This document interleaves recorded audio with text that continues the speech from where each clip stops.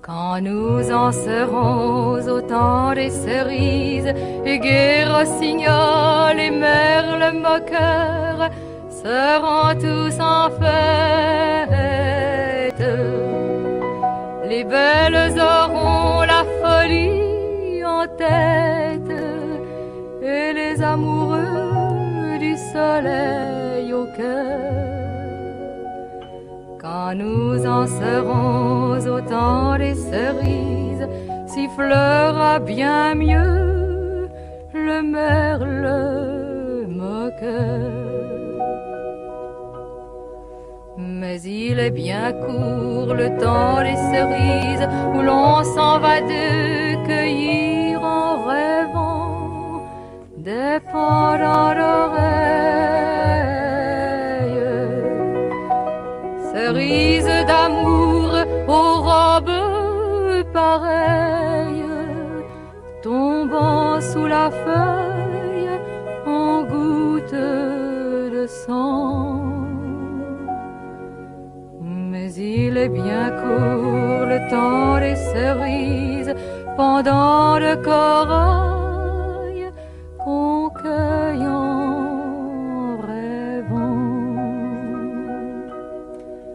Quand vous en serez au temps des cerises, si vous avez peur des chagrins d'amour, évitez les belles. Moi qui ne crains pas les peines cruelles, je ne vivrai point sans souffrir un jour. Quand vous en serez au temps des cerises, vous aurez aussi des peines d'amour. J'aimerai toujours le temps des cerises, c'est de ce temps-là que je garde au cœur une plaie ouverte.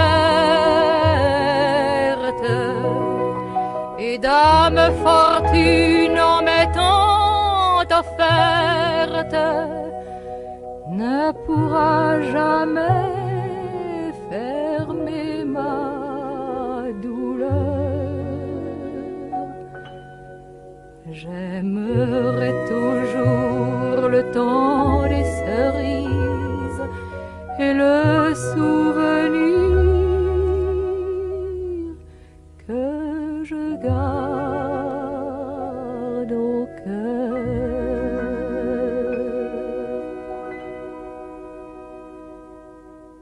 Radio Soupente, la station des Rapins, sans foi, sans loi et sans courbette, l'émission Araka du 16 septembre 2025, au cours de laquelle nous allons tenter de porter un regard en marche sur l'art et de dénoncer les sales coups de la politique politicienne en toc.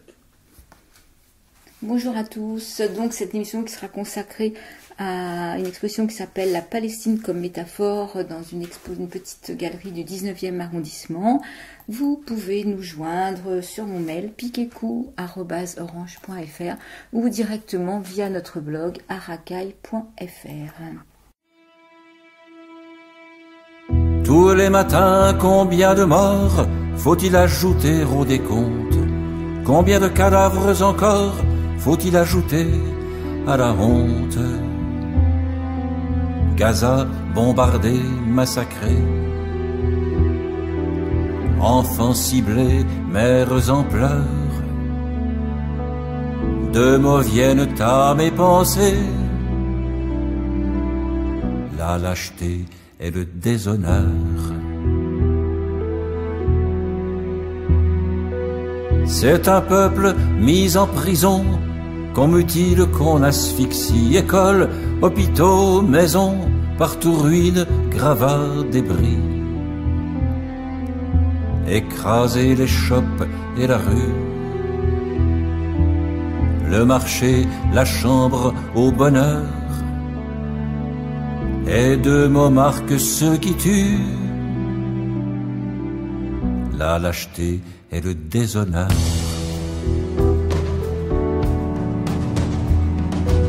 Soldat planqué dans ton blindé, puissant comme 20 forteresses, dont un seul obus va briser, sans risque pour toi, 20 jeunesses. Et toi pilote, routinier, avec tes missiles de l'horreur, vous personnifiez à jamais la lâcheté et le déshonneur.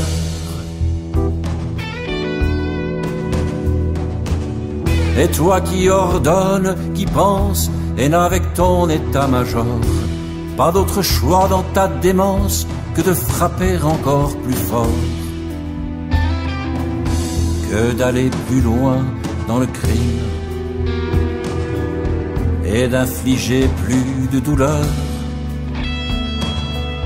Tu incarnes au degré ultime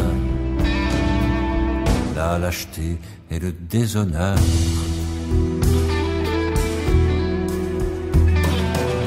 Non, la lutte n'est pas égale entre 1000 avions, 1000 chars, 100 000 bombes infernales et un peuple enfermé à gare. Taisez-vous, gens de propagande, larbin sans conscience ni cœur.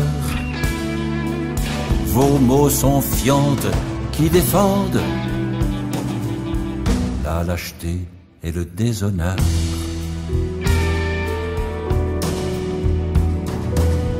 Voleurs de vallées, de collines, votre rêve semble être de saigner tous les enfants de Palestine, de les tuer jusqu'au dernier. Jusqu'où donc ira votre haine? Vous vous prenez pour des seigneurs, mais derrière vous, comme une traîne, la lâcheté et le déshonneur.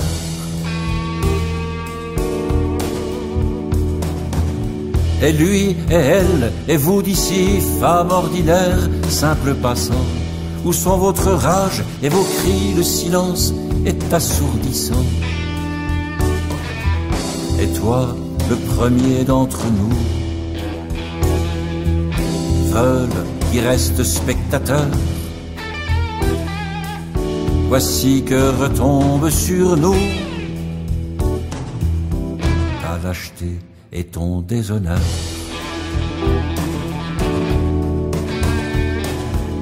Combien de temps faudra-t-il pour que soient jugés les assassins? Combien d'années, combien de jours pour que la paix ouvre ses mains? Combien de jours, combien d'années pour que vienne la fin des pleurs? Combien de temps pour oublier la lâcheté et le déshonneur?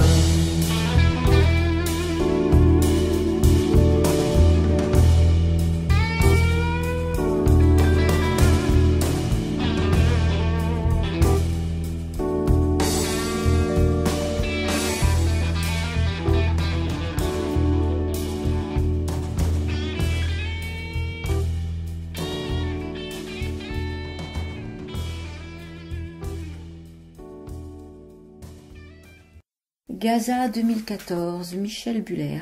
Ici, c'est chez nous. Et qui le dit? Netanyahou, la purge.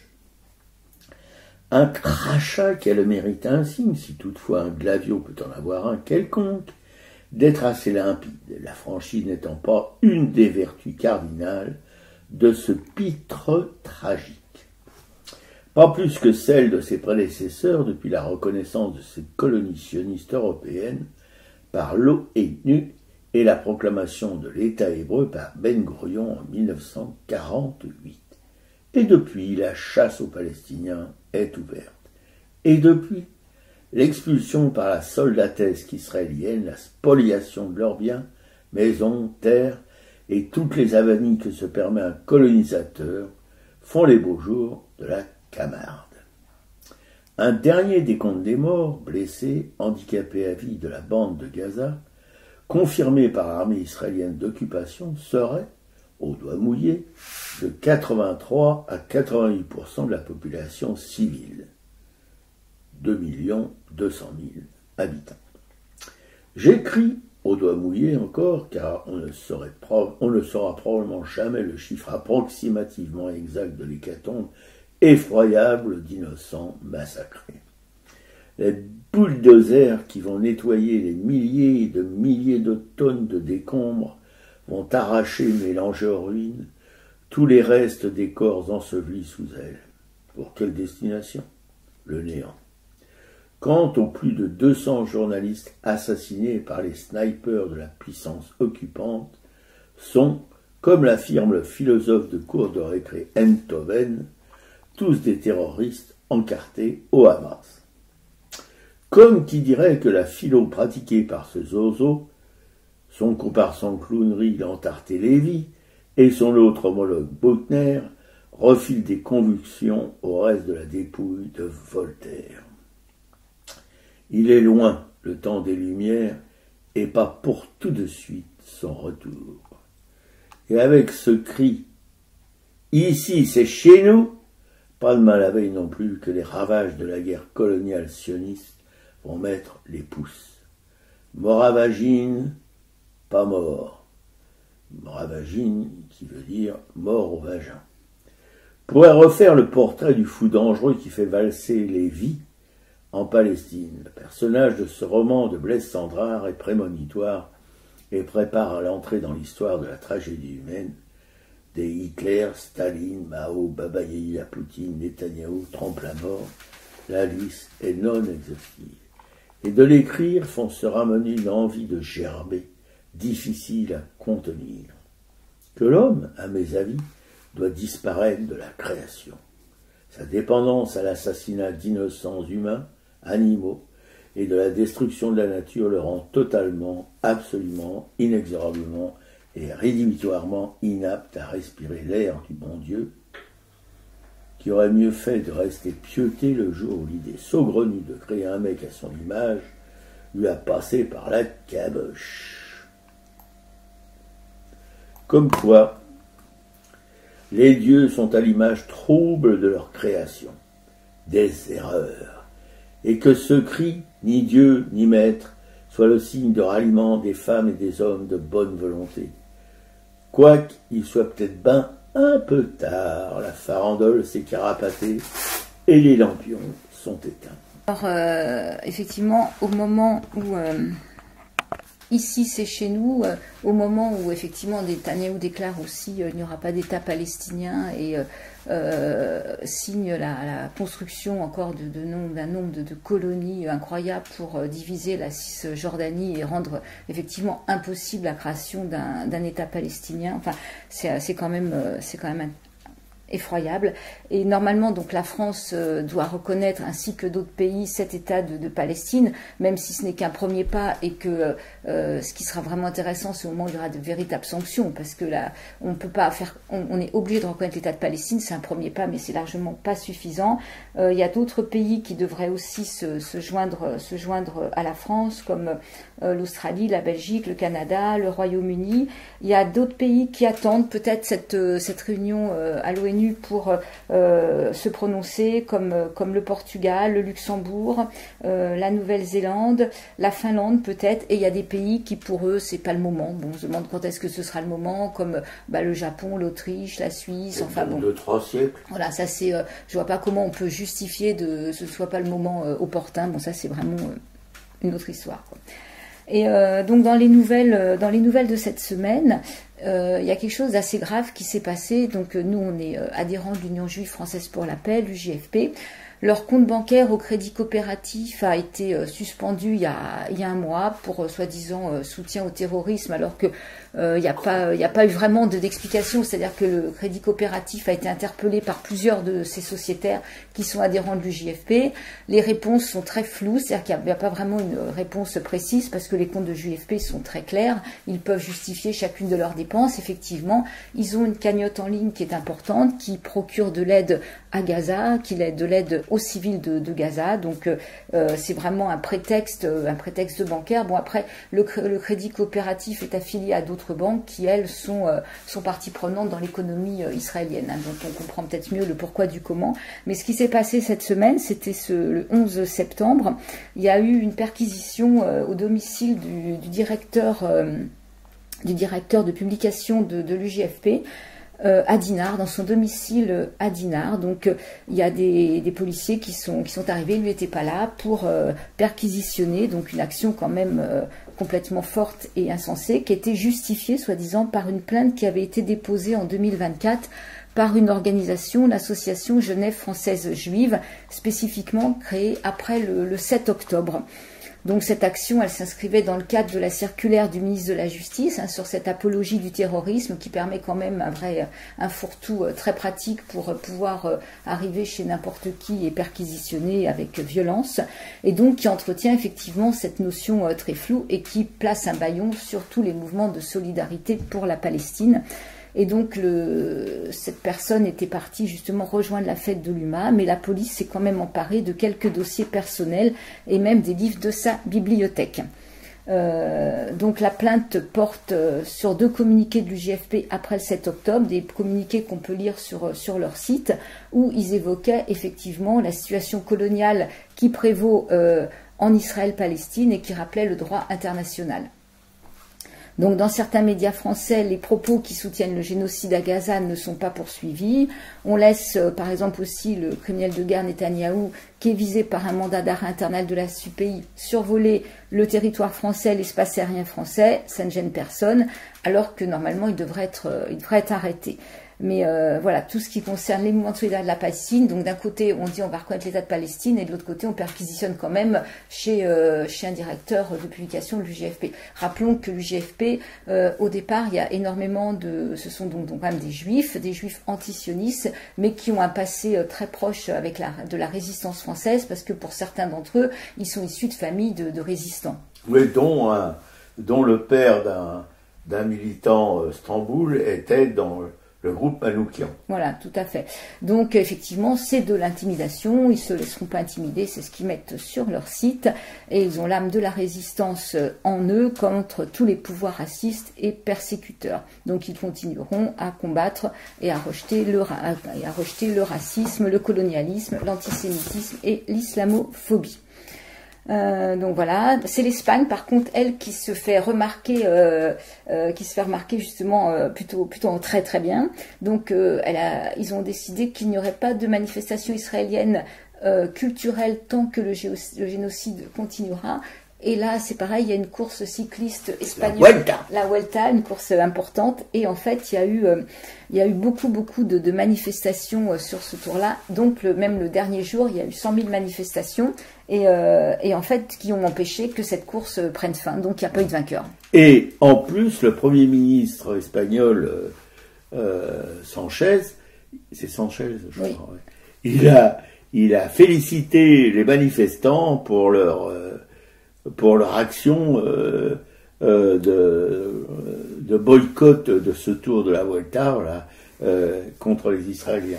Ouais. Alors, on voit mal en France un Bayrou, ou même le nouveau zozo là qui était nommé par Macron là, le cornu, le bien nommé.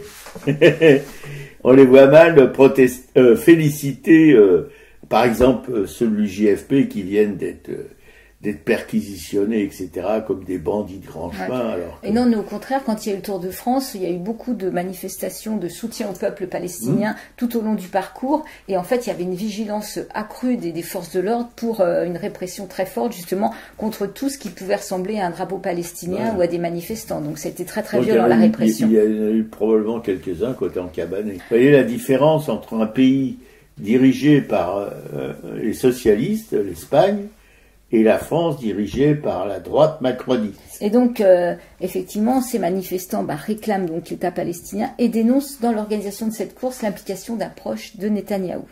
Et ils ne participeront pas à la prochaine Eurovision, mais c'est pas les seuls. Il y en a qui vont boycotter la prochaine Eurovision. Ouais, bah il faut des implications fortes comme ça, des engagements forts, parce qu'effectivement, après, ce sont les sanctions économiques qui pourront faire un jour la bascule, mais il faut quand même effectivement arrêter que Israël soit blanchi par la culture, par le sport. Enfin, il faut vraiment que dans tous ces domaines-là, il y ait un boycott. Moi, je suis vraiment pour le boycott total, quoi. Oui, parce que Moscou, qui canarde l'Ukraine, qui a des prétentions de supprimer ce pays pour le remplacer par le mot Russie, eux, ils sont lourdement sanctionnés, à juste raison. Les Israéliens qui massacrent à tour de bras des femmes, des enfants, des bébés, etc., qui handicapent des milliers de jeunes Palestiniens à Gaza, alors eux, non. Non, apparemment, c'est presque dans la légalité. Ouais. Et donc là, il y a des nouvelles flottilles qui vont repartir depuis Tunis, depuis la Grèce. Et donc il y a Rima Hassan qui repart, il y a Greta Thunberg qui repartent. Elles sont courageuses parce qu'elles ont quand même été assez maltraitées la dernière fois lors de leur arrestation. Il y a Adèle Haenel, une actrice vraiment très engagée aussi, qui explique qu'en fait, sa place ne peut pas être ailleurs en ce moment que sur une flottille. Et à la fête de l'humanité, sur un des stands, il y avait justement une petite vidéo où on les voyait, elles s'apprêtaient justement à partir. Elles ne savaient pas exactement quand elles allaient partir, ça dépend aussi des conditions climatiques. Mais voilà, toutes ces flottilles sont prêtes à partir. Et donc, elles ont pu faire un petit message à la fête de l'UMA. Et donc, tout l'ensemble de ces flottilles s'appelle le Globat Soumoul Flotilla. D'ailleurs, je me demande s'il n'y en a pas un qui a été attaqué par un drone, justement. Il y en a deux. Il y a eu 2 attaques de drones. Voilà. Et donc, il existe aussi une pétition adressée au gouvernement français qui demande que ces flottilles soient mises sous protection diplomatique. Bah oui, ça me semble le plus normal que ce soit possible.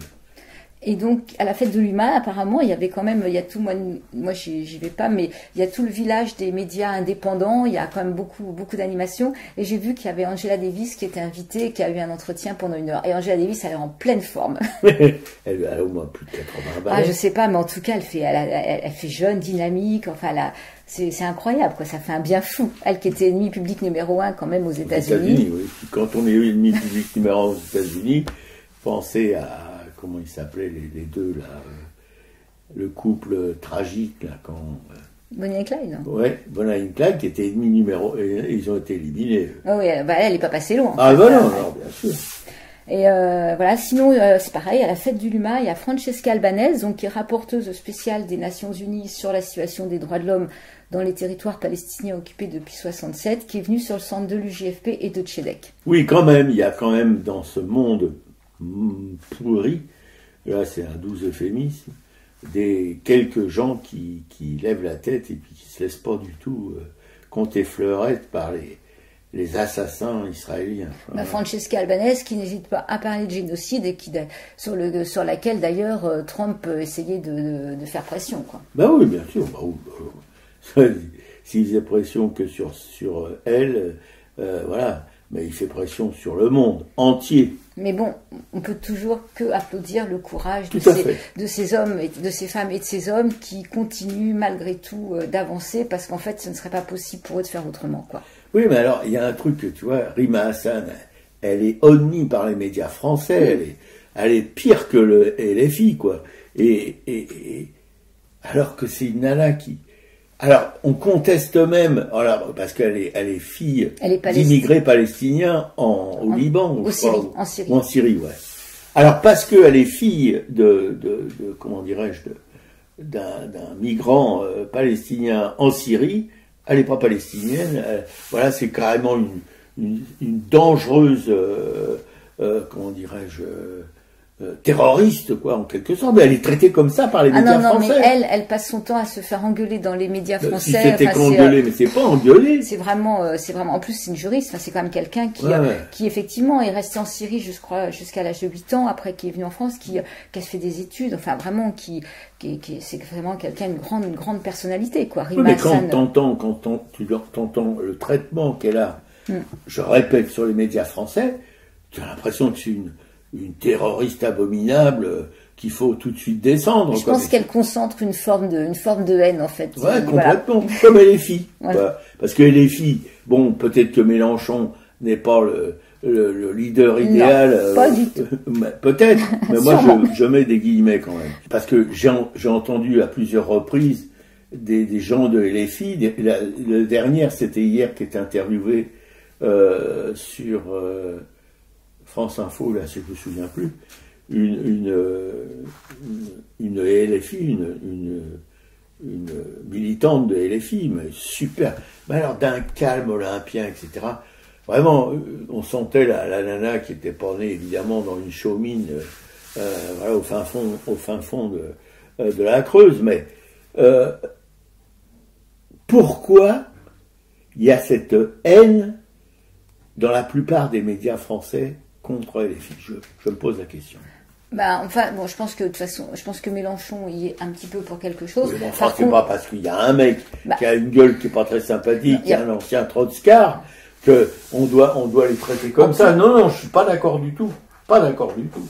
Bon, pour moi, c'est quand même le seul parti qui a des idées, c'est le parti qu'on doit juger, c'est pas Mélenchon. Et quand on voit par exemple Paul Vannier pendant la commission parlementaire, c'est un travail remarquable. Et quand on voit sa co-commissaire qui est de Renaissance et qui vient de se faire clouer au pilori par Renaissance parce que elle a voté contre la confiance à Bayrou. Voilà, alors il y a le tribunal, la PAF, qui va statuer sur son sort.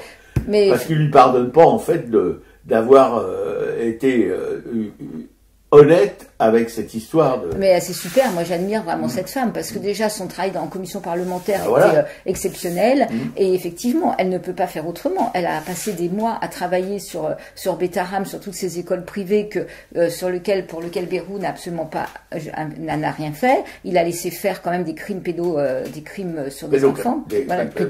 Non, mais c'est quand même... Donc oui, elle est complètement en phase avec son travail, ce qu'elle a fait. Elle ne pouvait pas voter un vote de confiance, c'est pas possible. On ne peut pas faire confiance à cet homme-là. Et Renaissance, c'est le parti de Macron, enfin ce qu'il en reste, il en restera toujours trop d'ailleurs. Eh ben non, oh là là, c'est un crime de lèse-majesté. Enfin bon, Renaissance s'arrêtera en 2027 quand il y aura des prochaines élections présidentielles. Je pense qu'il ne restera pas grand-chose de ce parti. Donc, et sinon, voilà, un petit truc sympa, si vous passez sur les quais, il y a Tania qui est bouquiniste, qui est aux éditions du Lézard, qui a un emplacement en face de l'hôtel de ville, un peu avant le pont Louis-Philippe, et qui a qui a les diffusions de l'UJFP, qui a un stand avec des diffusions sur la Palestine. Donc, si on passait devant l'hôtel de ville, il ne faut pas hésiter à aller voir Tania, la bouquiniste. Mais c'est sur quel quai? C'est sur, je sais pas le quai, c'est le quai qui est côté rive droite.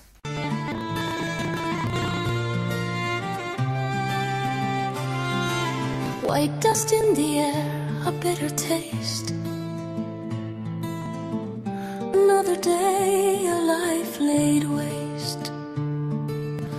Empty bowls and hollow eyes. Underneath these Gaza skies, whispers soft of what used to be. A stolen home, a broken key. Oh, dear Palestine, your children weep, while shadows long and hunger deep in Gaza's cage. The spirit strains through bombing nights and pouring pains, a silent cry, a fading plea for freedom's dawn and dignity.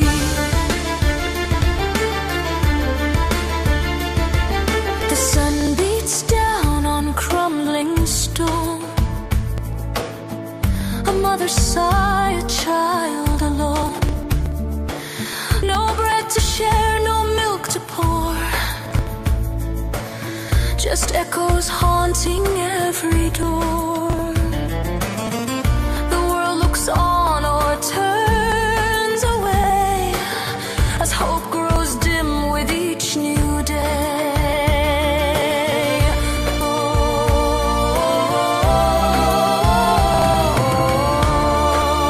Oh, dear Palestine, your children weep, while shadows long and hunger deep in Gaza's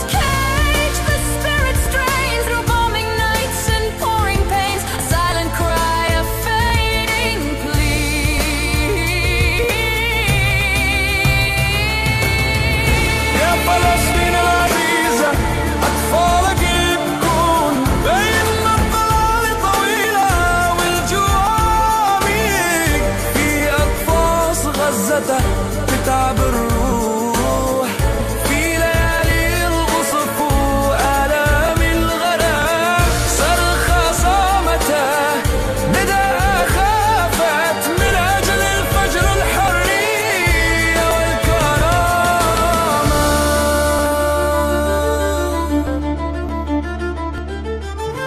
They dream of fields of open sea, of laughter, light, and running free.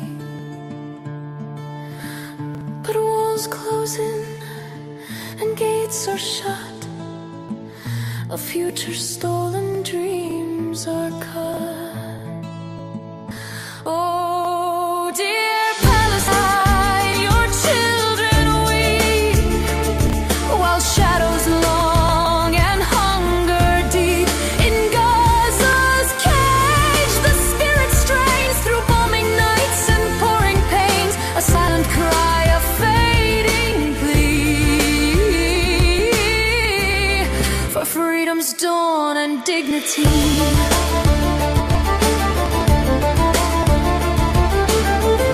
بينما الظلة طويلة والجوع عميق في أقفاص غزته تتعب الروح في ليالي القصف وآلام الغرب صرخة صامته نداءها هافت من أجل فجر الحرية والكرامة.